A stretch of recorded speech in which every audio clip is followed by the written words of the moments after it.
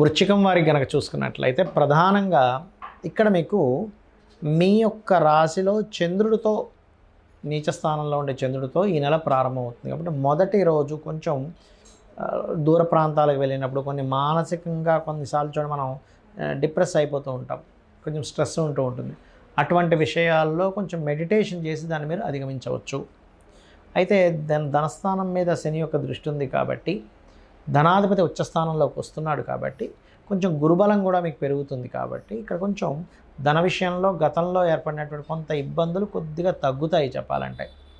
అదేవిధంగా గతంలో ఏర్పడిన కొన్ని మిస్అండర్స్టాండింగ్స్, మిస్కమ్యూనికేషన్స్ కూడా తగ్గుతాయి. బికాజ్ ఆఫ్ మీకు ఈ యొక్క గురువు ఏదైతే మీకు రాశిని చూస్తున్నాడో, వీక్షిస్తున్నాడో, విదేశాల్లో ఉండేటువంటి వారికి అక్కడ ఏదైనా స్థిర నివాసము, గృహము కొనుగోలు చేయడానికి అనుకూలంగా ఉంది.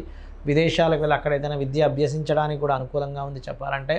కొన్ని నిర్ణయాలు కొంచెం ఆలోచించి ఆలస్యంగా తీసుకోవడం మంచిది. ఎందుకంటే పంచమ స్థానంలో మీకు శని భగవానుడి యొక్క గ్రహస్థితి ఉంది కాబట్టి కొన్ని నిర్ణయాలు ఆలస్యం చేయడం వల్ల ఇబ్బంది ఉంటే, కొన్నేమో త్వరగా తీసుకోవడం వల్ల మరీ డిలే చేస్తూ ఉంటాం అటువంటి విషయాలు. కాకపోతే కుజుడు ఆరోభావంలో ఉన్నందుకు కొన్ని అనవసరమైన ఘర్షణలు, అనవసరమైన గొడవల్లోకి మీరు అనుకోకుండా మీకు సంబంధం లేనటువంటి గొడవల్లోకి మీరు వెళ్ళవలసిన పరిస్థితులు వస్తూ ఉంటాయి. కాకపోతే శత్రువుపై జయము, కోర్టు కేసుల్లో మంచి గెలుపు పొందడం అనేటువంటి స్పష్టంగా చూపిస్తుంది.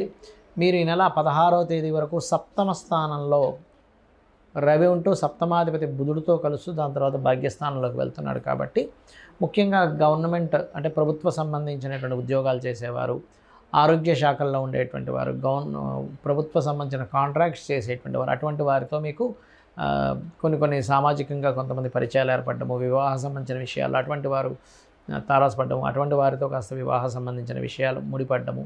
మరియు ఈ శుక్రుడు ఎప్పుడైతే 9వ తేదీ నుంచి గురువును వెళ్ళి చేరుతున్నాడో, ఎవరికైతే మొదటి వివాహం విచ్ఛిన్నమై రెండవ వివాహం కోసం చేసే ప్రయత్నము సఫలీకృతం అవుతుంది. అదేవిధంగా ఇన్సూరెన్సెస్ మూలంగా కొన్ని లాభాలు ఉన్నాయి. షేర్ మార్కెట్ సంబంధించిన విషయాల్లో బాగా అనుభవజ్ఞుల్ని మీరు కనుక కనుక్కొని కొంచెం, ఎందుకంటే అష్టమ స్థానంలో శుక్రబుధులు ఉన్నందుకు లాంగ్ టర్మ్ షేర్స్ ఏవైనా సరే మీరు దీర్ఘకాలికంగా కొనసాగి దీర్ఘకాలికంలో మీకు దీర్ఘకాలంగా లాభాలు ఇచ్చేటువంటి షేర్స్ సంబంధించినవి ఏవైతే ఉంటాయో అవి మీకు బాగా కలిసి రావడం జరుగుతూ ఉంటుంది. ఉద్యోగంలో తొందరపాటు నిర్ణయాలు పనికిరాదు. అందులో ముఖ్యంగా మంగళవారం ఎటువంటి నిర్ణయాలు తీసుకోకుండా ఉద్యోగ సంబంధించిన విషయంలో 7, 8 తేదీలు వాహనము, గృహము ఏదైనా తీసుకునేటప్పుడు కొంత జాగ్రత్తగా ఉండండి. అనవసరంగా 7, 8 తేదీలు ఈ పని చేయడం వల్ల అనవసరంగా బ్యాడ్ నేమ్ వస్తుంది, కొంచెం రిస్క్ అనుకునేటువంటి వాటికి 7, 8 తేదీలు కొంచెం దూరంగా ఉండండి. 9, 10 తేదీలు ముఖ్యంగా సంతానం విషయంలోని సంతానానికి కొంత ప్రయాణము మరియు అదేవిధంగా కొన్ని స్నేహితుల ద్వారా మోసపోయేటువంటి సంబంధం నడుస్తుంది. 9, 10 తేదీలు కొంచెం జాగ్రత్తగా ఉండండి. మరి ఉద్యోగ సంబంధించిన విషయంలో దశమ స్థానంలో కేతు ఉన్నందుకు కొద్దిగా ఉద్యోగం మానేయాలని ఇట్లాంటి ఆలోచనలు వస్తూ ఉంటాయి. కాకపోతే మీరు ఓం మాణిక్య మకుటాకార జానుద్వయ విరాజితాయ నమః అనే మంత్రం చేయండి. కాలభైరవుడి యొక్క అష్టకం చేసుకోండి. మీకు అన్ని విధాలా బాగుండడం జరుగుతుంది. కుజుడు తన స్వక్షేత్రంలో ఈ సంవత్సరం కుజుడు మంత్రి కూడా ఈ స్వక్షేత్రంలో వచ్చినటువంటి సందర్భము. దీని మూలంగా ఏంటంటే, ఒకటి పర్యావరణ సంబంధంగా మీరు ఒక 100 సంవత్సరాలు వెనక్కి వెళ్ళినా సరే ఎప్పుడూ చూడనంత విపరీతమైనటువంటి వేడిని, ఉష్ణాన్ని పుట్టిస్తాడు. అలాగే ఇప్పుడు చూడండి, కొంతమంది ఎలక్ట్రికల్ వెహికల్స్ లేదా ఎలక్ట్రికల్ వెహికల్ రిలేటెడ్ బిజినెస్లు, పవర్ని జనరేట్ చేసేటువంటి బిజినెస్లు బాగా అభివృద్ధి చెందుతాయి కుజుడిలా ఉండడం వల్ల. అదేవిధంగా మరొక విషయం ఏంటంటే, అందరికీ కూడా అన్ని రాసుల వారికి మీనరాశిలో శని ఉన్నందుకు ప్రధానంగా మీరు తీసుకోవాల్సిన ముఖ్యమైన జాగ్రత్త ఏమిటి అంటే, మీరు ఏదైనా ఒక నీటిని తీసుకొని తాగేటప్పుడు కానీ నీళ్ళల్లోకి వెళ్ళేటప్పుడు కానీ కొద్దిగా జాగ్రత్తగా ఉండండి. ఎందుకంటే ఇక్కడ నీటి మూలంగా, జల మూలంగా రోగాలు వచ్చే సమయం అంటారు దీన్ని. కాకపోతే గురువు ఎగ్జాల్ట్ అవుతున్నాడు. కాకపోతే ఏంటంటే ఇక్కడ శని యొక్క ఎనర్జీస్తో ఎగ్జాల్ట్ అవుతున్నాడు అక్కడ. అయితే ఎప్పుడైతే ఎగ్జాల్ట్ అవుతాడో కొన్ని కొత్త మతాలు కూడా పుడతాయి ఈ కాంబినేషన్స్ వల్ల, గుర్తుపెట్టుకోండి. అలాగే మరొక విషయం ఏంటంటే, మీరు ఎప్పుడైనా సరే గోచార ఫలితాలు అంటే ఇప్పుడు ఉండేటువంటి బయట మార్కెట్ ఎలా ఉంది అనేది ఎలా ఉంటుందో, మనం ఒక వస్తువు అమ్ముదాం అనుకుంటున్నాం, దీనికంతా మార్కెట్ లేదు, లేకపోతే ఒక వస్తువు కొందాం అనుకుంటున్నాం, ఇప్పుడు కొనడం వల్ల వేస్ట్ అని మనం ఎలా అయితే డిసైడ్ అవుతామో బయట ఉండేటువంటి పరిస్థితుల్ని, లేకపోతే ఒక దగ్గరికి వెళ్ళాలి, బాగా ఎండ ఉంది, ఒక 2 గంటలు దాటితే కొంచెం చల్లబడుతుంది 4కు 5కి అని ఎలా అనుకుంటామో, బయట ఉండే వాతావరణం, బయట ఉండే సిచ్యువేషన్స్, కండిషన్స్ ఎలాగో గోచారం కూడా అంతే. అంటే గోచారం ఇప్పుడు ఉండేటువంటి గ్రహాల యొక్క స్థితిని చెప్పేది.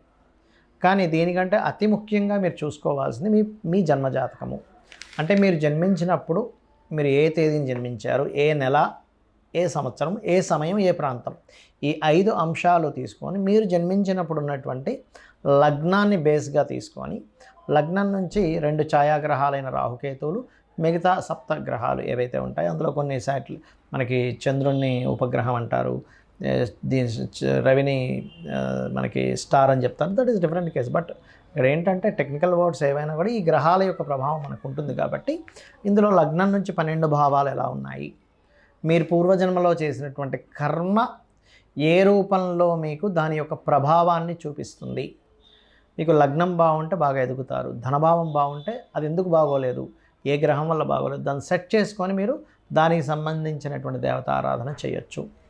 అదేవిధంగా 3వ భావం అన్నదమ్ములతో ఉండే రిలేషన్, 4వ భావం మీ యొక్క వస్తు వాహన గృహ ఎడ్యుకేషన్ రిలేటెడ్, సంతానం ఎందుకు కలగట్లేదు, 5వ భావం ప్రేమించడం ద్వారా, ప్రేమ వ్యవహారాల ద్వారా ఇబ్బంది పడుతున్నారా. అదేవిధంగా 6వ భావం రుణ రోగ శత్రుస్థానం, అంటే ఏమిటి, మీకు ఎందుకు హెల్త్ ఇష్యూస్ వస్తున్నాయి, ఎందుకు మీరు ఎక్కువ అప్పులు పాలవుతున్నారు, దాన్ని ఎలా మీరు నిర్మూలించుకోగలరు అనేటువంటి ఒక స్పష్టమైనటువంటి అవగాహనని, స్పష్టమైన ఆన్సర్ని జ్యోతిషాస్త్రం చెప్తుంది. అదేవిధంగా మీకు వచ్చే పార్ట్నర్స్ ఎలా ఉంటారు, పార్ట్నర్ ద్వారా మీకు స్ట్రెస్ ఉంటుందా, చక్కగా వాళ్ళ ద్వారా మీరు మంచి సుఖాన్ని పొందుతారా అనేది 7వ స్థానము 12వ స్థానం చెప్తుంది. ఇదంతా కూడా వాళ్ళేదో శత్రువులై మీ మీద దాడి చేయడం మనం ఇంకోటి కాదు, వాళ్ళు కావాలని చేస్తే వాళ్ళ కర్మ వాళ్ళు అనుభవిస్తారు. కానీ ఇదంతా మనం ఆస్ట్రాలజీ అనేది ఏమిటంటే, జ్యోతిషాస్త్రం అనేది పూర్వజన్మ కర్మ సిద్ధాంతాన్ని, నువ్వు పలానా కర్మ చేసావు కాబట్టి ఈ యొక్క కర్మ ఈ రూపంలో వస్తుంది, దీన్ని యాక్సెప్ట్ చేయడము లేదా పలానా మంత్రం ద్వారా, పలానా నామస్మరణ ద్వారా క్లియర్ చేసుకోవడం ఎలాగా అనేటువంటిది. అదేవిధంగా వృత్తి, వ్యాపారము, ఇన్వెస్ట్మెంట్స్, విదేశాలకు వెళ్ళడము, ఆకస్మిక సంఘటనలు, ఇవన్నీ కూడా మీ జన్మజాతకంలో ఉంటాయి. అయితే వీటన్నిటికీ కూడా మనం ఊరికే ఏదో ఏలినాటి శని వచ్చేసింది, లేకపోతే కాలసర్ప యోగం ఉందని భయపడడానికో భయపెట్టడానికో జ్యోతిష్శాస్త్రం కాదు. మీరు ఇలా ఉంది కండిషన్ కాబట్టి దీన్ని మనం ఎలాగ తగ్గించుకోవాలని, చాలా చిన్నది, రూపాయి కూడా ఖర్చు పెట్టకుండా ఇంట్లో కూర్చొని, చక్కగా ఇంట్లో కూర్చొని లలిత చేసుకుంటే ఇవన్నీ కూడా క్లియర్ అవుతాయి. అందులో మేజర్గా కొన్ని ఉంటాయి. ఇప్పుడు వివాహం అవ్వట్లేదు, చాలా సింపుల్గా పార్వతీ పరమేశ్వర్లకి వివాహం అయినటువంటి ఘట్టాన్ని మీరు తలుచుకుంటూ ఓం కామేశబద్ధ మాంగళ్య సూత్ర శోభిత కందరాయ నమః చేసుకోండి, ఖచ్చితంగా వివాహ యోగం కలుగుతుంది. అలా కాదండి, వివాహం అయింది కానీ మాకు ఎక్కడా కూడా మా ఇద్దరికీ సఖ్యత లేదు, చాలా ఇబ్బంది పడిపోతున్నాం, అసలు ఒక్క నిమిషం ఉండలేకపోతున్నాం, కానీ కలిసి ఉండాలి, సిచ్యువేషన్స్ విడిపోయాలో లేవు అన్నప్పుడు మీరు ఓం శివకామేశ్వరాంకస్త శివా స్వాధీన వల్లభాయ నమః. ఉద్యోగం రావట్లేదు, చాలా సింపుల్, ఓం మాణిక్య మకుటాకార జానుద్వయ విరాజితాయ నమః. అమ్మవారి యొక్క మోకాలు మాణిక్యములతో చేసిన మకుటంలా ఉన్నాయి అంటారు. లేదండి అనారోగ్య బాధలు పడుతున్నాను, ఓం సర్వవ్యాధి ప్రశమని సర్వమృత్యు నివారిణి అగ్రగణ్య అచింత్య రూప కలికల్మష నాశినే నమః.